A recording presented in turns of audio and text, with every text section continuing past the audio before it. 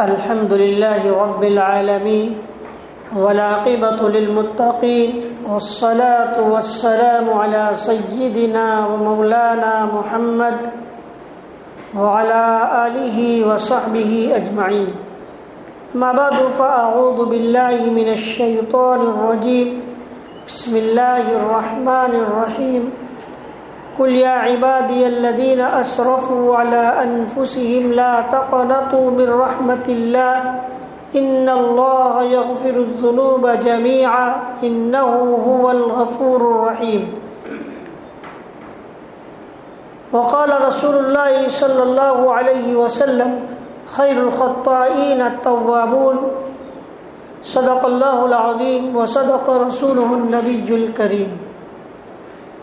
محترم بزرگوں اور دوستوں، آپ حضرات کے سامنے قرآن پاک کی ایک آیت کریمہ اور ایک حدیث شریف تلاوت کی.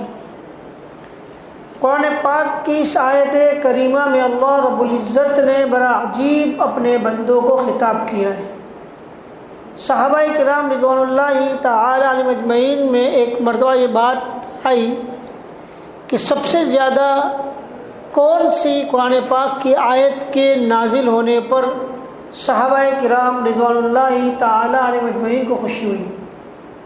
بہت سے صحابہ کا اس بات پر اتفاق ہے کہ وہ آیت یہی جو میں نے ابھی آپ کے سامنے تلاوت کی، اس آیت کے نازل ہونے پر صحابہ کرام رضوان اللہ تعالی علیہم اجمعین کو بہت خوشی ہوئی. اتنا پیارا خطاب یہاں پر اللہ تبارک و تعالی نے کیا کہ جس کی کوئی انتہا نہیں. اللہ فرماتا قل یا عبادی، اے محمد صلی اللہ علیہ وسلم آپ فرما دیجئے، کہہ دیجئے کہ اے میرے بندو. اللہ فرماتا ہے اے میرے بندو یا عبادی. اور کون سے بندوں کو وہ اللہ اپنا بندہ کہہ رہا ہے؟ وہ اللہ کے بندے جو اللہ کی نافرمانی کر رہے، گناہ میں مبتلا ہے، گناہوں کے اندر. اپنے اللہ نے ان نافرمانوں بندوں کو اللہ فرماتا اے میرے بندو. اللہ اپنے متقین فرما بردار بندوں کو اس آیت کریمہ میں مخاطب نہیں فرماتا. آپ ذرا سوچے اور غور کرے، دنیا کے اندر ایک معاملہ ہے کہ جب کسی باپ کا کوئی بیٹا، باپ اس سے اگر ناراض ہو جاتا ہے بیٹے کی نافرمانی کی وجہ سے، بیٹے کی بات نہ ماننے کی وجہ سے، تو باپ اپنے بیٹے کو کیا کہتا ہے؟ جب اس کو بلاتا ہے تو اس کو یہ کہتا ہے تو چلا جا، تو آج سے میرے سامنے مت آنا، میں تیرا کبھی منہ نہ دیکھوں. یا اس کی ماں کو مخاطب کر کے تو اپنے اس بیٹے کو کہہ دینا میرے سامنے نہ آئے. یعنی تو اس کا نام بھی باپ بیٹے کا لینے کا گوارا نہیں کرتا، کیونکہ بیٹا باپ کا نافرمان ہو گیا ہے. اب باپ کو یہ بات بھی ذرا بھی گوارا نہیں ہے کہ اس بیٹے کا نام بھی لے. میرا اللہ کتنا مشفق ہے، میرا اللہ کتنا مہربان ہے کہ وہ جو مخاطب کر رہا ہے اپنے گنہگار بندے کو، تو کیا کہتا ہے؟ یا عبادی، میرے وہ بندے الذین اسرفوا علی انفسہم، کہ جنہوں نے اپنی جانوں پر گناہ کر کے ظلم کیا. لا تقنطوا من رحمت اللہ، کہ تم اللہ کی رحمت سے نا امید مت ہو. ان اللہ یغفر الذنوب جميعا، کہ اللہ تبارک و تعالی تمہارے گناہوں کو معاف کرنے والا ہے. انہ هو الغفور الرحیم، کہ اللہ ہی بخشنے والا رحم کرنے والا. کیا اللہ تعالیٰ نے اس آیت کریمہ میں خطاب فرمایا.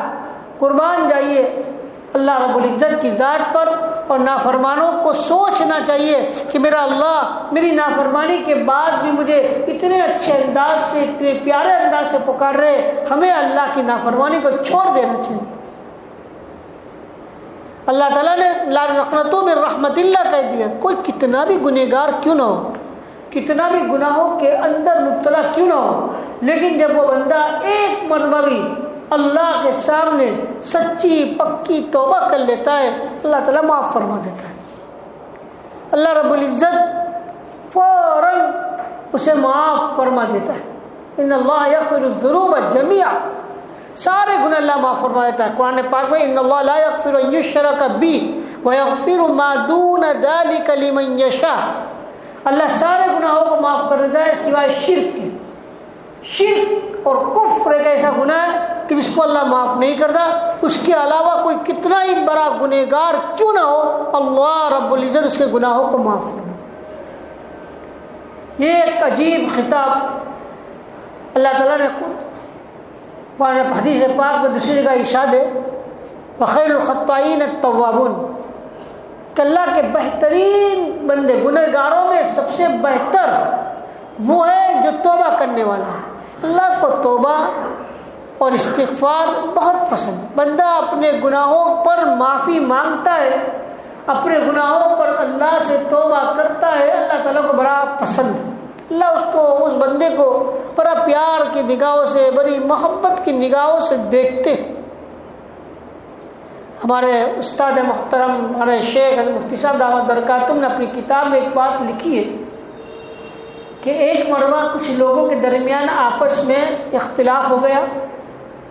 کچھ لوگ یہ کہہ رہے ہیں کہ اللہ کی سب سے زیادہ نگاہ، توجہ اپنے نیک اور متقی بندوں کی طرف ہے، اور کچھ لوگ کہنے لگے کہ نہیں، اللہ کی توجہ، اللہ کی رحم کی نظر سب سے زیادہ ان لوگوں پر ہے جو گناہ کر کے توبہ کر لیتے، سچی پکی توبہ۔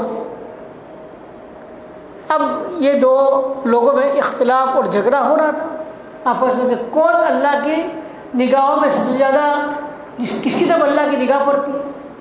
اتنے میں ایک بزرگ وہاں سے گزرے، اس بزرگ نے پوچھا کیا بات ہے؟ کہا کہ یہ ہمارے درمیان اختلاف ہے، آپ فیصلہ کیجئے۔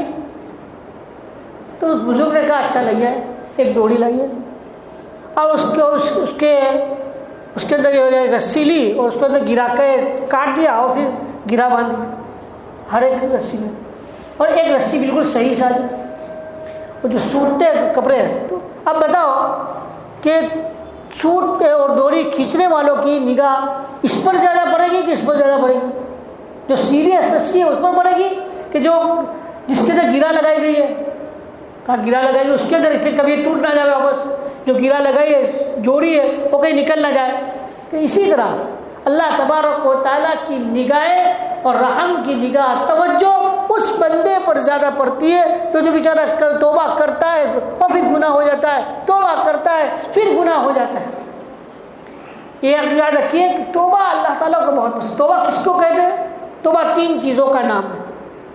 توبہ ایک تو یہ کہ انسان اللہ کی نافرمانی کرے، اس کے دل میں ندامت، شرمندگی بنائے کہ میں نے کس ذات کی نافرمانی کی، میں نے کس کی حکم کے خلاف ورزی کی، بس دل میں پشیمانی، شرمندگی، ندامت۔ اور دوسری چیز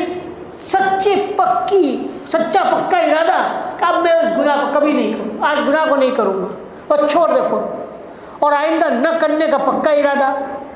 جس کے اندر یہ تین چیزیں ملی ہو اس کو کہیں گے توبہ نصوح، سچی توبہ۔ جو اللہ نے فرمایا یا ایھا الذین آمنوا توبوا الی اللہ توبۃ نصوحا، اے ایمان والو تم اللہ کی طرف توبہ کرو، توبہ نصوح۔ اور توبہ نصوح اس کو ہی کہتے ہیں کہ انسان اس گناہ پر شرمندہ ہو اور چھوڑ دے اور آئندہ نہ کرنے کا پکا ارادہ۔ لیکن بعض مرتبہ ایسا ہوتا ہے کہ انسان کے دل کوئی گناہ کا اتنا عادی ہوتا ہے اور اس کے دل کے اندر یہ بات آتی ہے کہ اگر گناہ میرا نہ چھوٹا تو، نہ چھوٹنے کے ڈر سے توبہ نہ کرنا غلط ہے۔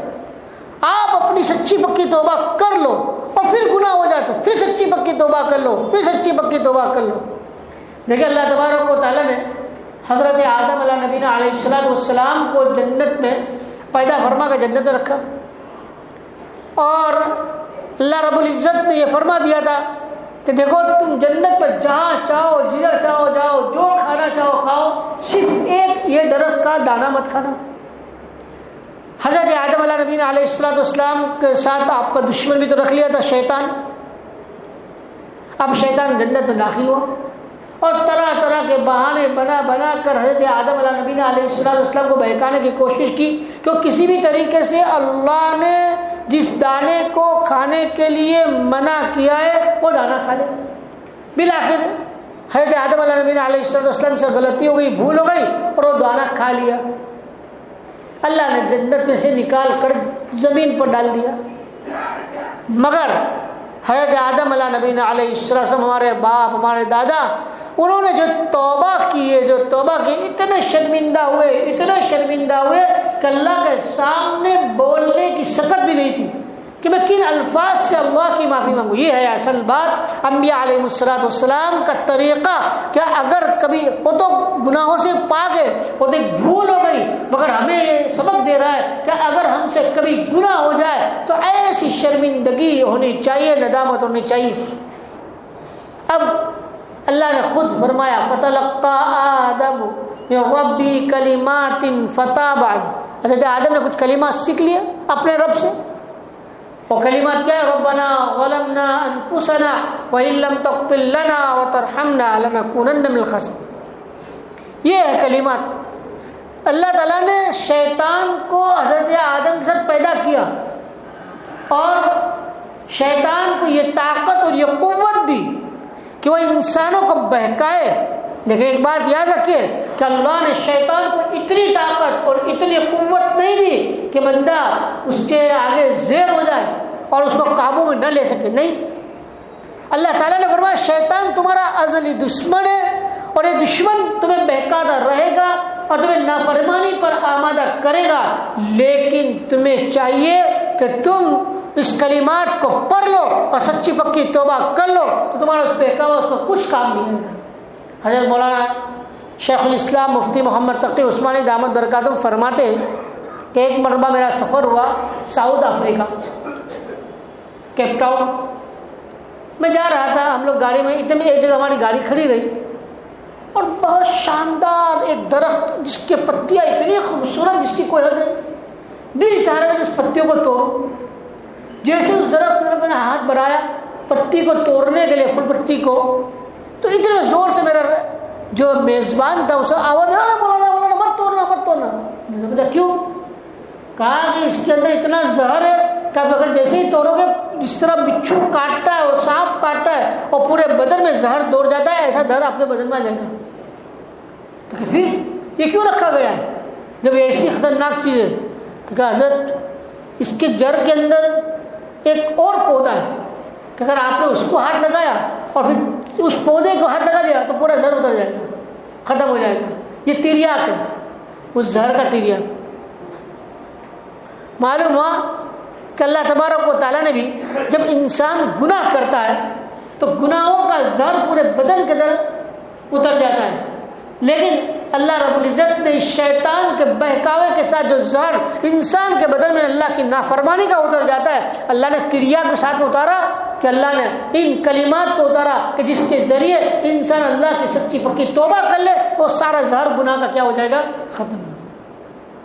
میرا اللہ بہت ہی زیادہ اپنے بندوں کا شفیق.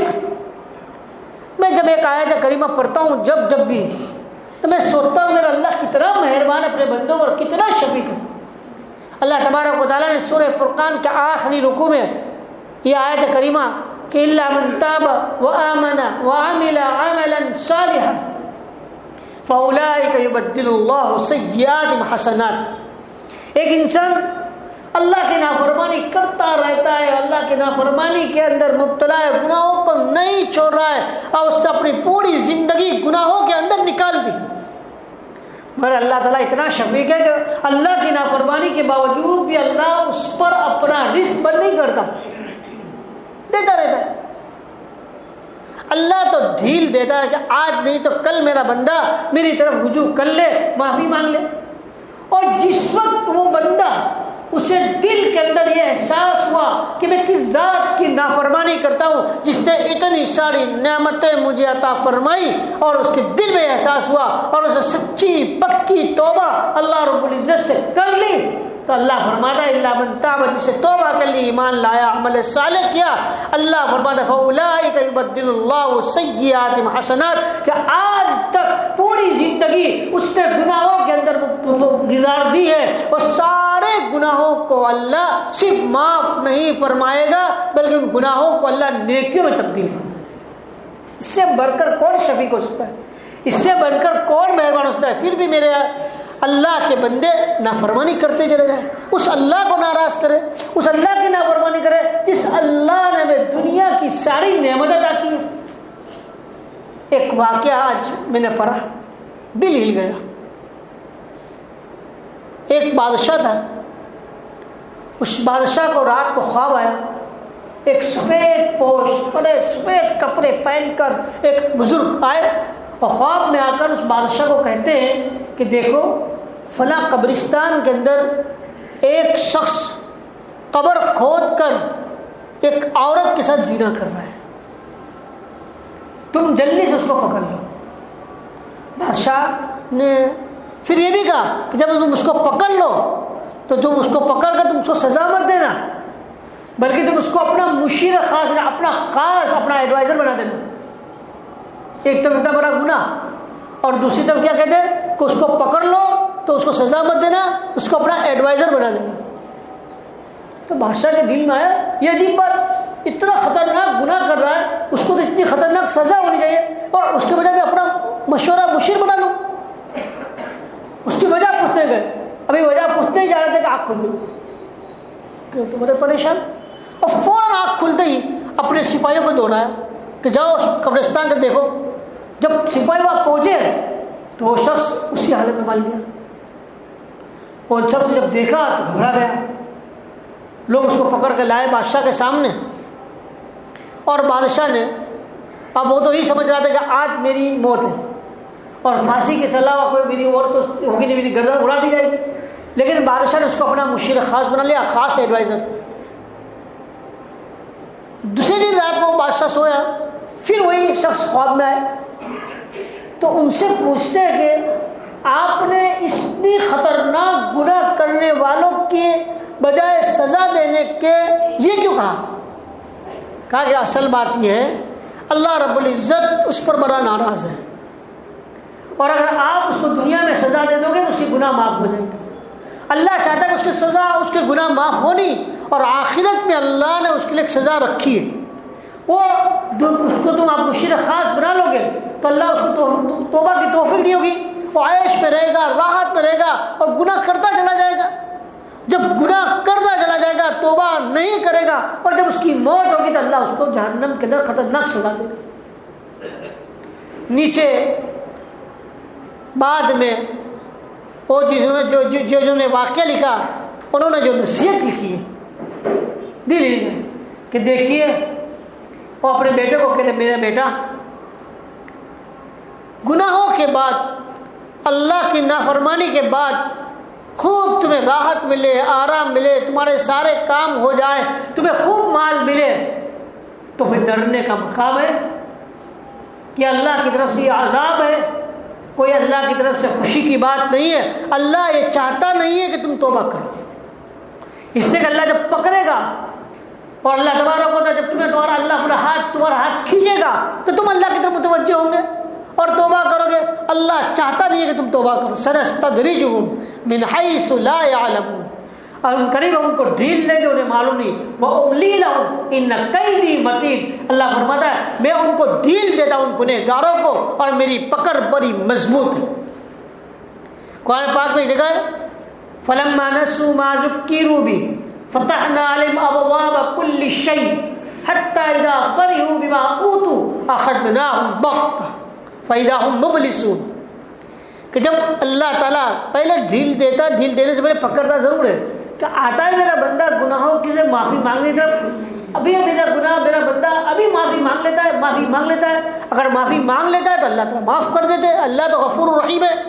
لیکن بار بار اس کو جھنجھوڑنے کے بھی وہ اللہ کی طرف متوجہ نہیں ہو رہا ہے، معافی نہیں مانگتا ہے، تو فلما نسوا، جب اللہ کی دی ہوئی نصیحت کو بھول جاتا ہے تو اللہ فرماتا ہے فتحنا علیہم ابواب کل شیء، ہم چاروں طرف سے رزق کے دروازے اس کے لیے کھول دیتے ہیں۔ پھر وہ ایسا مست ہو جاتا ہے دنیا کے اندر کہ اسے اللہ یاد بھی نہیں آتا، مگر وہ یہ نہیں سمجھتا ہے کہ اللہ کی نافرمانی کے ساتھ آئی ہوئی ریوزی، یہ رزق، یہ فراوانی، یہ اللہ کی نعمت نہیں، یہ اللہ کا عذاب ہے۔ آپ فضائل صدقات میں شیخ الحدیث مولانا زکریا صاحب رحمۃ اللہ علیہ نے وہاں لکھا ہے کہ جب اللہ کی نافرمانی کے ساتھ اور اللہ کے حکم کی خلاف ورزی کے ساتھ کسی کو مال و دولت مل رہی ہے، اللہ کی نعمت مل رہی ہے، اسے خوش ہونے کی ضرورت نہیں ہے. یہ اللہ کی نعمت نہیں ہے، اللہ کا عذاب ہے. کہ اللہ تمہیں ڈھیل دے رہا ہے کہ تم اس کے اندر مست ہو جاؤ، پڑے رہو، عیش میں رہو، اور تمہیں توبہ کی توفیق نہ ہو. اور پھر کیا ہو گیا؟ فحق علیہ القول، اللہ تعالیٰ کی بات ثابت ہو جائے گی اور اللہ تعالیٰ تمہیں ہلاک. فَإِذَا هُمْ مُبْلِسُونَ، اللہ نے فرمایا قرآن پاک میں، پھر اچانک اللہ اس کو ایسے پکڑ لیں گے، پھر اس کے لیے چھٹکارے کا کوئی سامان نہیں ہوگا. پھر ان کا کیا ہوا؟ خوب اللہ کی بات انا ربکم الاعلی کا دعویٰ کیا اور دریا میں چلتا رہا سمجھتا میں زمین پر چل رہا ہوں، اور جب بیچ میں گیا تو کیا ہوگا؟ دریا مل گیا. ایسا حال اچانک بھی جو اللہ پکڑ لگا، نہ توبہ کی توفیق ہوگی اور نہ بچنے کا کوئی سامان ہوگا. اس سے بہت ڈرنے کا مقام ہے. اللہ کی دی ہوئی نعمتیں اگر اللہ کی نافرمانی کے ساتھ آ رہی ہے تو بجائے نعمت نہیں ہے، اللہ کا عذاب. یہ بات خاص طور پر یاد رکھیں، بہت ڈرنے کا مقام. آج کل میرے نوجوان بھائی بلکہ تو بوڑھے جوان سبھی یہ راتوں کو اپنے ہاتھ میں موبائل کو لے کر غلط چیزیں دیکھنے کے عادی ہو جاتے ہیں اور اللہ کی نافرمانی کرتے، اور وہ یوں سمجھتے کہ ہمیں کون دیکھ رہا ہے. ہم تو تنہائی میں بیٹھے اپنے کمرے کے اندر اکیلے، اور ہم جو خود دیکھ رہے ہیں ہمیں کوئی دیکھنے والا نہیں ہے. لیکن وہ یہ نہیں سمجھتا کہ جو ذات تجھے دیکھنے والی ہے وہ ہر جگہ تجھے دیکھ رہی ہے. ایک حدیث شریف کا مفہوم ہے، نبی اکرم صلی اللہ علیہ وسلم کا ارشاد ہے کہ کچھ لوگ اللہ کے نیک بندے جو نمازوں کے پابند، روزے کے پابند اور اللہ والے، تہجد میں اٹھنے والے، اور لوگ جب کل قیامت کے دن اپنی نیکیوں کو لے کر آئیں گے اور تہامہ پہاڑ، جس طرح ہمالیہ پہاڑ ہندوستان میں، اس طرح تہامہ پہاڑ یمن کے اندر ہے، بہت بڑا پہاڑ ہے، اتنی بڑھ کر بھی نیکیاں لے کر آئیں گے، لیکن اللہ قیامت کے دن ان کی نیکیوں کو ہوا منصورہ کر دیں گے، اڑتی ریت کی طرح کر دیں گے، ساری نیکیاں اس کی ختم ہو جائے گی. صحابی رضی اللہ عنہ نے پوچھا یا رسول اللہ صلی اللہ علیہ وسلم وہ لوگ کون ہوں گے؟ منع فرمایا وہ لوگ ہوں گے جنہیں تنہائی میں اللہ کی نافرمانی کا موقع ملے اور اس پہ اللہ کی نافرمانی کر. رات کی تنہائی ہے، اکیلے بیٹھے، ہاتھ میں موبائل ہے، کوئی دیکھنے والا نہیں ہے، اور یوں سمجھتا ہے کہ مجھے تو کوئی دیکھ نہیں رہا ہے، اور ادھر ادھر دیکھ لیا کوئی دیکھ نہیں رہا ہے، اور غلط چیزوں پر نظر ڈال دی. یاد رکھیے چاہے ہماری تہجد، ہمارے روزے، ہمارے حج، ہماری زکات، ہماری تلاوت ہم سب لے کر جائیں گے، لیکن کل قیامت کے دن اللہ ہباء منصورہ کر دیں گے، اڑتی ریت کی طرح کر دیں گے، ساری نیکیاں ختم ہو جائیں گی. کیا وجہ؟ اس لیے کہ اس شخص نے دنیا کے دیکھنے والوں کا نظر اس کے دل میں تھا، کوئی مجھے دیکھ تو نہیں رہا ہے، ادھر دیکھا ادھر دیکھا، نہ بھائی دیکھ رہے ہیں، نہ ماں دیکھ رہی ہے، نہ باپ دیکھ رہا ہے، نہ بہن دیکھ رہی ہے، نہ بیوی دیکھ رہی ہے، اور فوراً کھولا اور دیکھ لیا، پر اسے یہ معلوم نہیں ہے کہ جو دیکھنے والی ذات دیکھ رہی ہے. اللہ فرماتا ہے سارے دیکھنے والوں سے کمتر تو مجھے سمجھتا ہے. یہ اصل چیز. اس سے میرے محترم بزرگ اور دوستو، اللہ تعالیٰ اگر گناہوں کا موقع ملے اس سے گناہ نہ ہو. تو ایک بات اور بھی کہہ دوں کہ بہت سے ایسے ہمارے بھائی ہیں کہ جو توبہ ضرور کرتے ہیں لیکن کچھ گناہ ایسے اس سے لگ جاتے، چپک جاتے کہ نہیں چھوٹتے. ہے شیخ الاسلام مولانا مفتی محمد تقی عثمانی دامت برکات میں لکھا ہے کہ تب بھی ہمیں چاہیے کہ اس گناہ کے بعد بھی سچی پکی توبہ کرتے رہے اور اللہ سے کہے اللہ میرا جو کام تھا توبہ کرنا میں کر رہا ہوں، اب تو ہی مجھے توفیق دے آئندہ اس گناہ سے بچنے کی. اور ایک آیت کا ورد کرتا رہے 15ویں پارے میں سورہ کہف کے اندر ہے ربنا آتنا من لدنک رحمہ وہیئ لنا من امرنا رشدا. یہ خاص دعا مانگتا رہے، انشاءاللہ جس گناہ کی لت پڑ گئی ہے، جس گناہ کی عادت پڑ گئی ہے، اللہ بھی اس گناہ سے اس کو چھٹکارا عطا فرما دے گا. اللہ مجھے اور آپ کو اس صحیح بات پر عمل کرنے کی توفیق عطا فرمائے. وآخر دعوانا الحمدللہ رب العالمین. اللہ